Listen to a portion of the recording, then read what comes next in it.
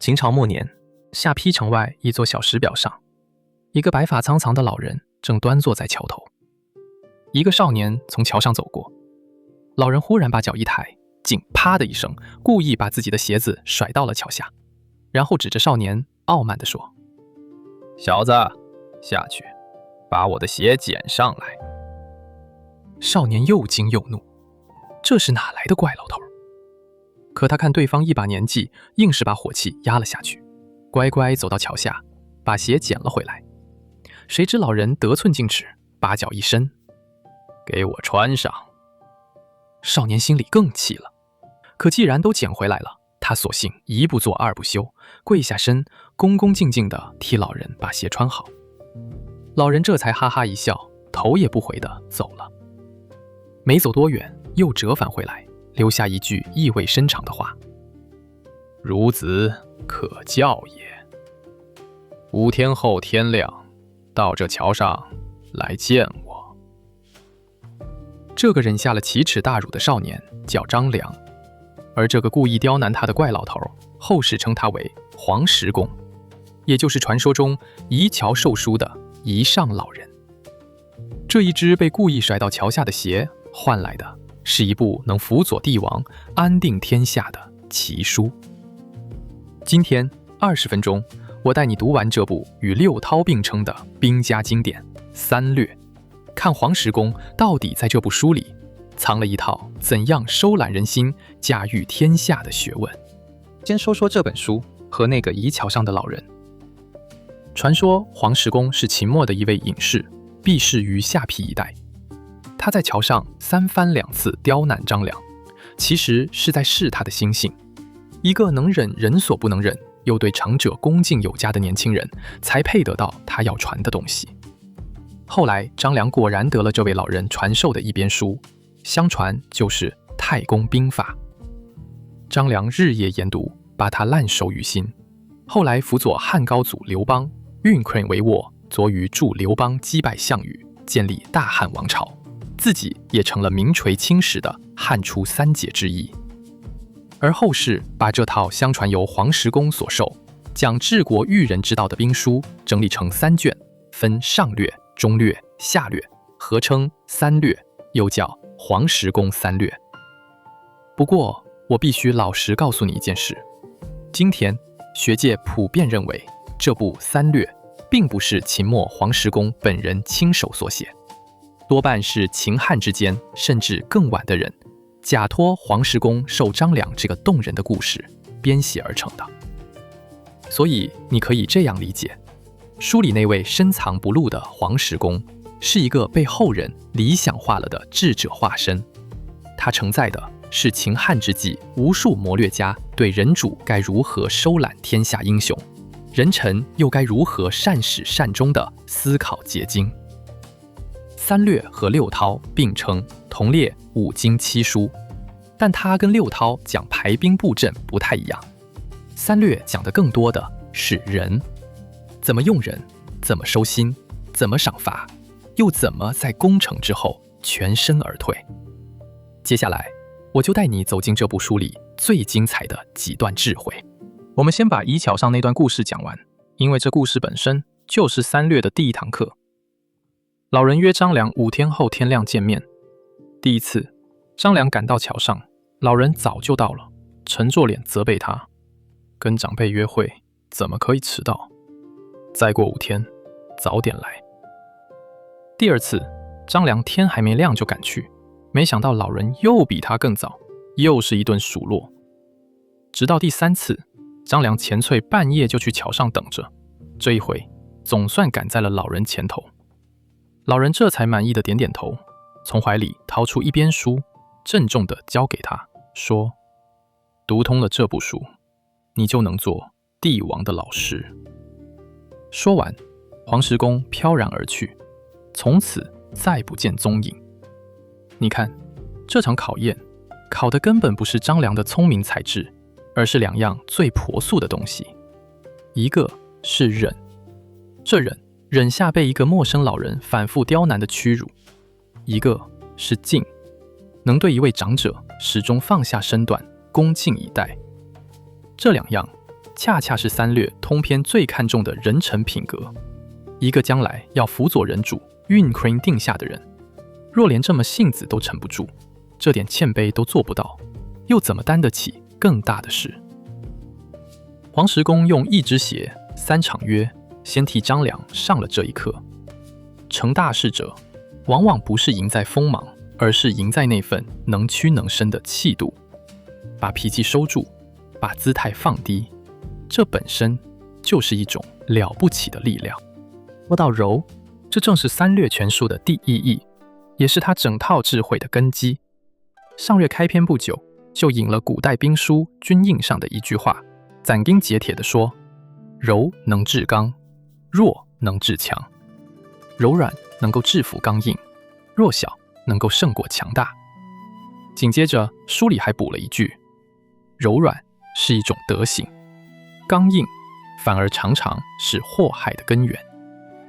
你乍一听会觉得这话违反常识，明明是刚强的打赢柔弱的，怎么反过来了？可你细想，这恰恰是中国人最深的一层智慧。最坚硬的牙齿，往往比柔软的舌头先掉光。狂风能折断挺立的大树，却吹不断低伏的小草。而最柔软的水，日复一日，竟能把最坚硬的石头滴穿。柔不是软弱，不是退让认输，而是一种更高明的力量。它懂得迂回，懂得包容，懂得后发制人。一个处处要强、事事争刚的人，看起来很有气势，其实最容易折断。而一个外表柔和、内心却无比坚定的人，反而能走得更远，扛得更久。所以黄石公教张良的第一课，不是怎么变强，而是怎么示弱。在该收的时候收，在该让的时候让，把锋芒藏进柔软里。仪桥上那个忍下屈辱、跪地穿鞋的张良，不就正是柔能制刚最好的注脚吗？真正的强大，从来不是把腰杆挺得最直的那个人，而是那个能弯得下又立得起的人。柔能收住自己，那要收住天下人的心，又该靠什么呢？三略给的答案，现实的近乎赤裸。上略一开篇就点明：夫主将之法，勿揽英雄之心。当一个领袖，最要紧的本事，就是想尽办法去收揽天下英雄豪杰的心。三略还有一句把这道理讲到根上：军国之要，察众心，施百目。治军治国最紧要的就是体察众人的心思，再据此施行各项政务。换句话说，育人的起点是先读懂人心。可人心要怎么揽？书里又引了军印一句很有名的话：相耳之下必有死鱼，重赏之下必有勇夫。肥美的鱼饵底下一定滋得到不要命的鱼，丰厚的赏赐面前一定招得来敢拼命的勇士。你听这话讲得多么透彻，多么不绕弯子。黄石公根本不跟你空谈什么大道理，他直接告诉你一个朴素到残酷的真相：想让别人替你卖命，你就得先拿出实实在在的好处。光靠一句跟着我干有前途是留不住人的，你得让追随你的人真真切切地尝到甜头，得到回报。当然，这里的相饵绝不只是金钱，是奉旨，是尊重，是让有才华的人有施展的舞台，是让出过力的人不被亏待。一个领导者若一面要马儿跑，一面又舍不得给马儿吃草，再动听的口号也换不来真正的人才。所以三略这套用人术放到今天依然一针见血。你愿意为身边的人付出多少，他们就愿意为你回报多少。慷慨从来不是傻，而是最高明的揽心之术。舍得你才得人，越是斤斤计较，身边的人就散得越快。不过光靠重赏这味香饵还不足以收服人心到最深处。三略接着告诉你，比赏赐更厉害的一招叫同甘共苦。书里说，与众同好，米不成。和众人有着相同的好恶，站在同一条船上，就没有什么事业是办不成的。怎么才算与众同好？三略讲了一个让无数名将奉为圭臬的标准：真正的好将领必定和士兵们同吃一样的饭，共担一样的安危。打仗的时候，主帅不躲在后方锦衣玉食，而是跟最普通的士卒一起风餐露宿，一起出生入死。历史上那些真正带得动兵的名将，几乎都是这么做的。士兵没喝上水，将军就不先喝；士兵还在挨饿，将军就不先吃。正因为这份同甘共苦，三军上下才会亲如一人，如同一个身体。叫他们向东就向东，叫他们赴死也甘心。你发现了吗？黄石公这套待人的智慧，赏赐是术，而同甘共苦才是道。钱能买来一时的效力，却买不来真正的死心塌地。唯有当追随见你的人真切地感到你和他们是一伙的，你愿意跟他们共患难，他们才会把后背交给你。这个道理放到今天任何一个团队里都成立。一个只会在办公室里发号施令，却从不肯跟下属一起扛事、一起熬夜、一起担责任的领导，是永远收不到真心的。你和大家同过甘共过苦，大家才会跟你一条心。而赏妻与同甘共苦这两样都做到了，最终要成就的是三略反复强调的一件大事：得人。下略里有一句话，把这件事说到了根上：治国安家，得人也。一个国家能治理得好，一个家业能安稳兴旺，靠的就是得到了人才，得到了人心。紧接着还有半句：亡国破家，失人也。反过来，亡国破家全都坏在失了人。你看，黄石公把一个政权、一份事业的兴衰成败，最终都归到了一个人字上。那要怎样才能真正得人呢？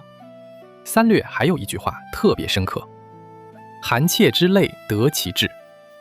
天底下凡是有血气、有生命的人，没有一个不渴望实现自己的志向，活出自己的价值。这句话道破了所有用人之柱最底层的秘密。每一个人骨子里都想被看见，想有奔头，想觉得自己这一生没有白活。所以，最高明的领导者不是把人当成一颗颗只会干活的螺丝钉，而是懂得替每一个追随他的人找到一条能实现自身抱负的路，让有本事的人有舞台，让肯出力的人有指望，让每个人都觉得跟着你干是有奔头的，人心自然就向你聚拢了。得人心者得天下，这话人人会说。可三略告诉你的是，得人心的关键恰恰在于你能不能成全别人的心愿。你越是帮别人实现他的志向，别人越是愿意成全你的事业。懂得用人揽心，接下来要懂的是做事的次序。三略下略里有一句话，常被人拿来提醒做大事的人：事近谋远者，劳而无功。丢下眼前近处该做的事，却一味去图谋那遥远的目标，到头来必定是劳苦一场，徒劳无功。书里还接着补了一句相反的：舍弃那遥不可及的远谋，先把眼前近处的事一件件做扎实，反而能安安稳稳地走到最后，有始有终。你品品这句话的分量，多少人做事败就败在好高骛远，眼睛总盯着天边那个宏大的目标，脚下眼前该打好的根基却不肯花力气，整天空想着一步登天，结果地基没打牢，楼盖得越高，塌得越快。黄石公提醒我们，真正能成事的人，往往不是志向喊得最响的，而是最肯把眼前这一步走扎实的。治国也好，做事也好，先把近处的、根本的、眼下的事一样样理顺了，远处的大局自然会水到渠成。这跟今天我们常说的把手边的事先做好，不急于空想，不骛于虚声，是同一个道理。一个团队若整天追逐一个又一个遥远华丽的口号，却连眼前最基本的事都做不好，那再宏伟的蓝图也只是空中楼阁。先谋近，再图远，先把脚下站稳，再去眺望远方。这是黄石公藏在这部兵书里一句朴实却最容易被忽略的处世箴言。前面讲的多是恩，重赏揽心，同甘共苦。可三略也很清醒地告诉你，光有恩还不够，育人还得有另一柄利器，那就是罚。一手是赏，一手是罚，这是领导者手里缺一不可的两柄。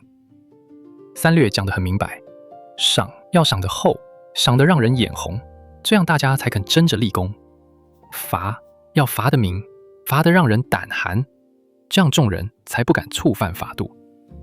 赏罚一旦含糊不清，赏不及功，罚不当罪，那再好的制度也会迅速崩坏。该讲的不讲，肯出力的人就寒了心；该罚的不罚，曾歹念的人就越发猖狂。所以一个真正有威信的领袖，赏和罚这两件事上必定是分明的，是说到做到的。立了功，再小也要赏；犯了法，再轻也要罚。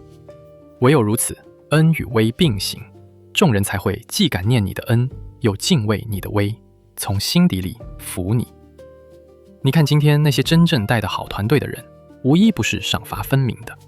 他们绝不会让老实肯干的人吃亏，也绝不会对破坏规矩的人手软。最怕的是那种没有原则的老好人领导，谁都不想得罪，结果赏罚全凭心情，毫无章法，到最后是非不分，人心尽散。黄石公在三略里反复叮嘱的，正是这份赏罚分明的硬功夫。恩要给的慷慨，威也要立得起来。一味的软，一味的好，是御不住人的。那么，把这一整套柔能治刚、揽心用人、赏罚分明的学问学到家、用到极致的，到底是谁呢？正是当年夷桥上那个忍辱俭邪的少年张良。得了《黄石公》这部书之后，张良像换了一个人。他不再是那个只凭一腔血气曾派刺客行刺秦始皇却功败垂成的莽撞少年，而成了一个深藏不露、算无一策的谋士。楚汉相争，刘邦几度命悬一线，多亏张良在关键时刻献上奇谋，鸿门宴上替刘邦解围脱身，下义之谋定下联兵灭项的大略，又献刘邦封上最恨的功臣以安众心。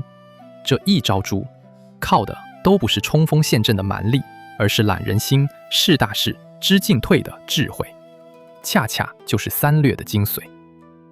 天下平定之后，汉高祖刘邦大宴群臣，当着所有人的面说了一句千古名言：要说在营帐之中运筹谋划，却能决定千里之外战场的胜负，这份本事，我比不上张良。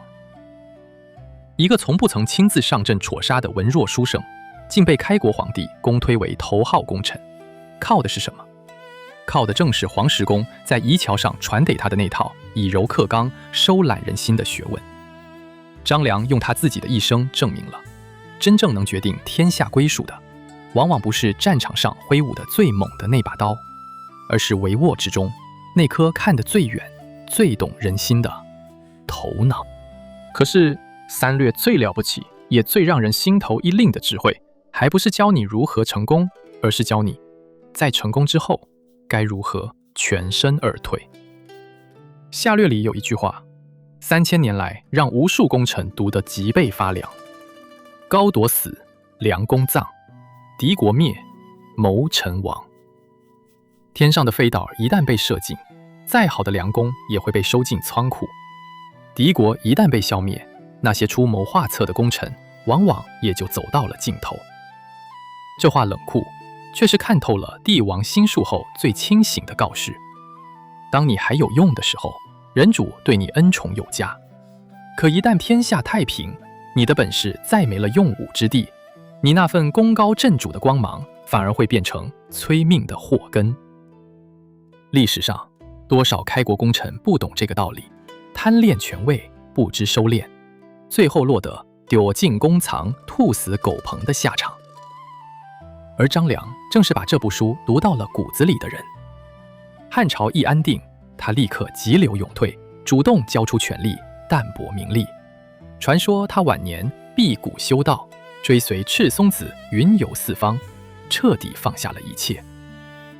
也正因为这份清醒的退让，当许多功臣相继被猜忌、被诛杀的时候，张良却得以保全自身，善始善终。这就是三略留给我们最深也最难的一课。懂得进是本事，懂得退才是智慧。好，20分钟到了。